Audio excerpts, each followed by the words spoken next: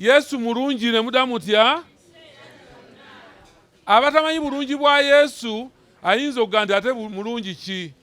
Ng'abantu baffe bagenze, ng'amayumba gaffe gamenyese, ng'ebintu byaffe byonna biweddewo, ababadde balina we tusula kati tuli wano. Naye Yesu mulungi kubanga obulamu bwaffe yabukoze eki? Ate twagala nnyo okwebaza bannaffe aba Red Cross abasobodde otufunira ate tuyinza okukola ki?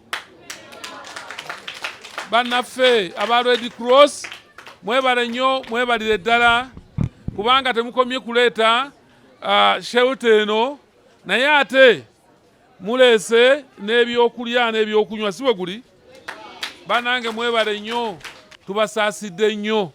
Naye tukkiriza Katonda nti waali ate ajja kutandika olugendo olujja mu bulamu bwammwe. Agamba nti nze nja kubeeranga wamu nammwe era ndi wamu nammwe okutuusa emirembe gyonna gye bakola ki? Lwe giriggwawo. Temuli mwekka. Era abaleseewo olw'ensonga okusinga byonna kwe kutegeera ne tumutunuulira ne tumuwa ebyaffe ne tumanya nti ayinza byonna era agenda kubalabirira era embeera ejja kukyuka mu linnya lya Yesu. N'olwekyo mugume, Katonda waffe ali wamu naffe, gavumenti muwulidde ekulemberwa pulezidenti eri wamu naffe, maama prime minister avunaanyizibwa ebigwawo tebikoze eki? Nga kino ali wamu nammwe okuleka emirimu egya Uganda gyonna n'ojja wano. Akabonero akalaga nti gavumenti eri wamu nammwe. Mubeere baki? B'amazima. Atali wa mazima ave mu mmwe. Ekyokubiri, bwe muba mumanyi nti ono tali mu mbeera yaffe atwerimbiseemu, nammwe mubeere b'amazima mukole ki? Kubanga ate bana abasangamu bayinza okubafiiriza oba oliawo bye mwandifunye.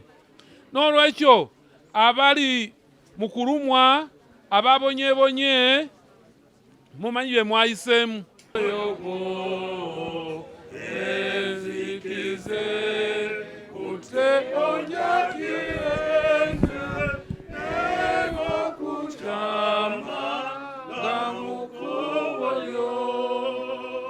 Tukwebaza Katonda waffe omulungi kubanga gwe mu bwakatonda bwo watuteeka mu nsi muno era n'omanya bwe tunaabeera.